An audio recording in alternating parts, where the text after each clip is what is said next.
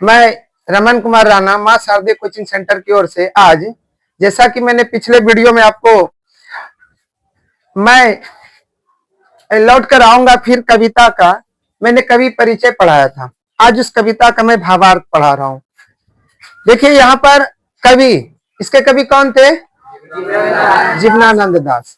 उन्होंने अपनी मातृभूमि, अपने जन्म राज्य, जैसे हम लोगों का जन्म बिहार में हुआ है, तो हम लोग फिर अगले जन्म में चाहते हैं क्या बिहार में हो, इसी घर में हो, यही मेरे माता पिता हो, नहीं ये सब चाहते हैं। तो उनको भी अपने मातृभूमि से, जन्मभूमि से इतना लगाव था कि उन्होंने इच्छा ये जाहिर की कि अगला जन्म जो मेरा हो वो फिर से कहां पर हो, बंगाल में ही हो। इसलिए उन्होंने लिखा लौट कर आऊंगा फिर।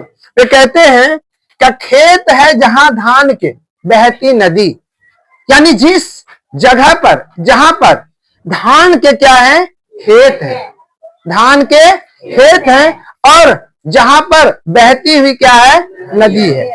जहां पर धान के खेत है और बहती हुई नदी है, उसके किनारे फिर आऊंगा लौटकर।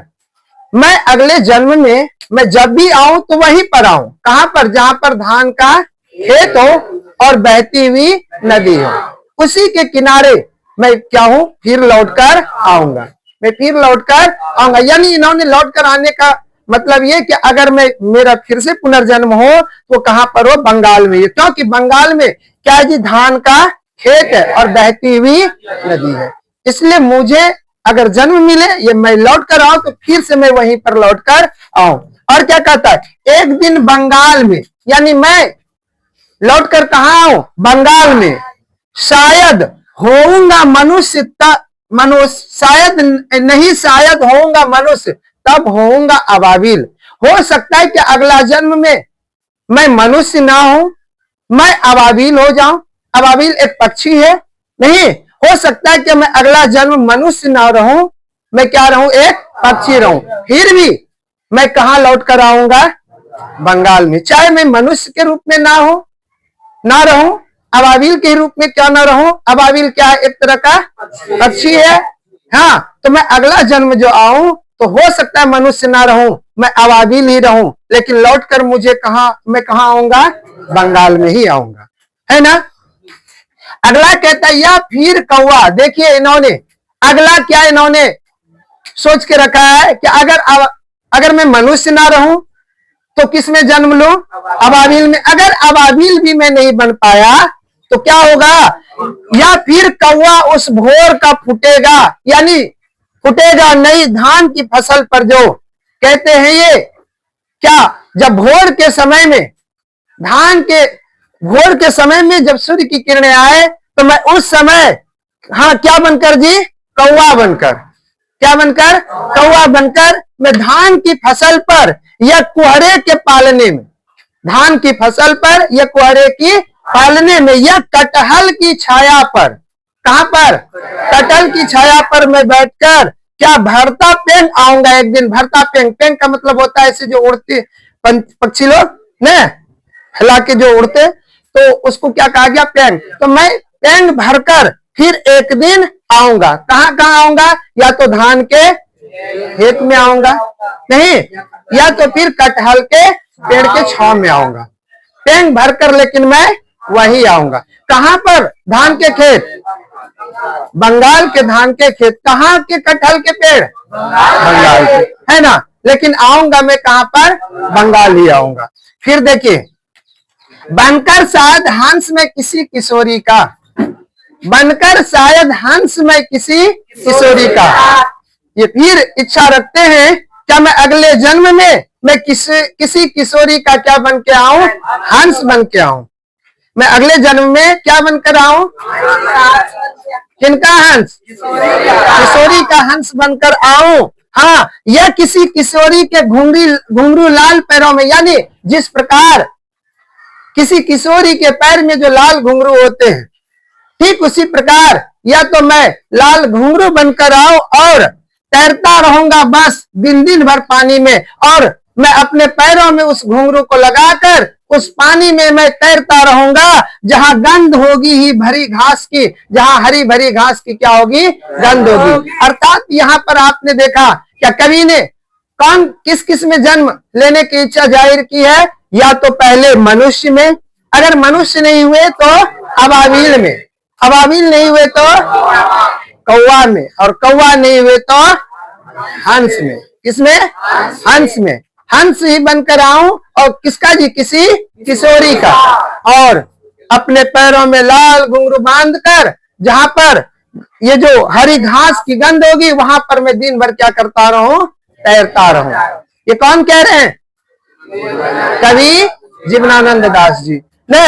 अगला फिर देखिए क्या कहता, आऊंगा, फिर ये कहते आऊंगा मैं, नदियां मैदान बंगाल के बुलाएंगे। मैं आऊंगा उस बंगाल में, जिस बंगाल में नदी है, मैदान है, और नदी और मैदान जब बुलाएंगे तो मैं अवश्य आऊंगा। कहाँ आऊंगा? बंगाल आऊंगा। मैं आऊंगा जिसे नदी धोती रहती है पानी से इसी सजल किनारे पर। मैं उस स्थान पर आऊंगा जहां पर नदी जो है हमेशा धोती रहती है, किनको जी, पानी से इसी सजल किनारे पर। यानी आप जब किसी नदी के किनारे जाएंगे तो देखिएगा लहर मारे तीरे तीरे, तीर का मतलब किनारा, नहीं तट का मतलब किनारा। तो वहां पर देखेंगे क्या पानी क्या करते, पानी जो है वो अपना उफान जब भरता है तो वहां पर लहर मारता है, तो वो क्या करता है, उस जगह को धोते रहता है। वही ये कहते हैं कि मैं आऊंगा, कहाँ आऊंगा जी, बंगाल में, जहां पर कौन बुलाएंगे हमें, नदियां और मैदान, और उस नदी के किनारे आऊंगा जहां पर नदी के किनारे, या नदी क्या करती है जी, सजल अपने किनारे को धोते रहती है ना। अगला देखिए, शायद तुम देखोगे शाम की हवा के साथ। फिर देखिए ये अगला ये क्या इच्छा रखे हैं, ये कहते हैं कि शायद तुम देखोगे शाम की हवा के साथ।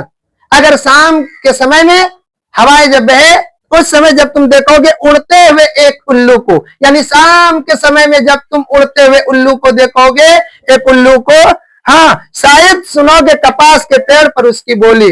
या तो तुम किसी कपास, कपास कोई देखे क्या, कपास देखे, कपास को और दूसरे अर्थ में बताइए क्या कहते हैं, रुई ने। शायद तुम कपास के पेड़ पर किसी की आवाज सुनोगे तो वो मैं ही होऊंगा।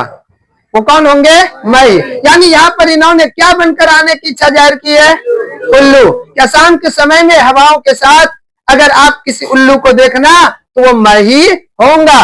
या तो फिर कपास के पेड़ पर बैठकर अगर वहां से एक आवाज आ रही होगी तो वो किसकी होगी, मेरी होगी, है ना। घासीली जमीन पर फेंकेगा मुट्ठी भर भर चावल, शायद कोई बच्चा उबले हुए। और उस स्थान पर आऊंगा जिस स्थान पर कोई बच्चा उबली हुई चावल, बनी हुई चावल घसीली जमीन पर वो क्या कर रहा होगा, मुट्ठी भर भर कर फेंक रहा होगा। मैं उस स्थान पर आऊंगा। शायद हो सकता है मैं उल्लू ही बनकर आऊं, लेकिन मैं आऊंगा अवश्य। कहाँ आऊंगा, बंगाल में। आगे देखिए, जमीन भर मुट्ठी भर उबले चावल फेंकते देखो, देखोगे रुपसा के गंदले से पानी में। बेटा यह देखो रुपसा, रुपसा जो है बंगाल की एक नदी है। रुपसा जो है बंगाल की क्या है, नदी है। ये कहते हैं क्या जमीन पर मुट्ठी भर उबले चावल फेंकते देखो, देखोगे रुपसा के गंदले से पानी में। नाव लिए जाते एक लड़के को, उड़ते फटे पाल के नाव। फटे पाल यानी आप लोग कुछ ऐसे नाव को देखे होंगे जिसमें पर्दा भी लगे हुए होते हैं, लगे हुए होते हैं ना, उसमें हवा जब टकराता है तो फिर आगे वो आगे का रास्ता जो है उसका मार्ग प्रशस्त होता है ना। तो ये कहते हैं कि अगर आप देखोगे, क्या देखोगे, क्या रुपसा के गंदले पानी, रुपसा के गंदले पानी में कोई एक लड़का क्या कर रहा हो जी, देखिए फटे पाल की नाव को चला रहा हो, तो शायद वो लड़का कौन होगा, मैं ही होगा, मैं ही होऊंगा, है ना।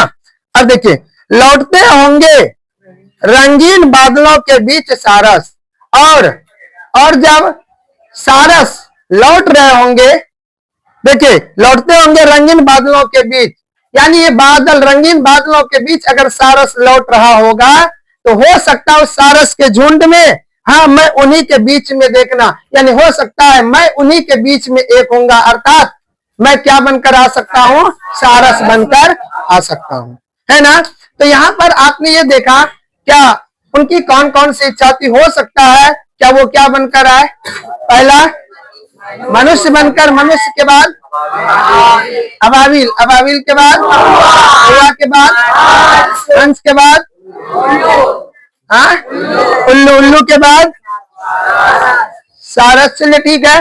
अच्छा, और यहाँ पर सवाल ये आ सकता है व्यक्ति में, हाँ क्या धान के खेत और बहती हुई नदी कहाँ पर है, हाँ। तो अगर इसको आप अच्छी तरह समझ गए तो आप लोग इसका प्रश्न उत्तर बना के आएंगे, कोई दिक्कत किन्हीं को। चलिए नेक्स्ट कविता अगले वीडियो में, जय हिंद।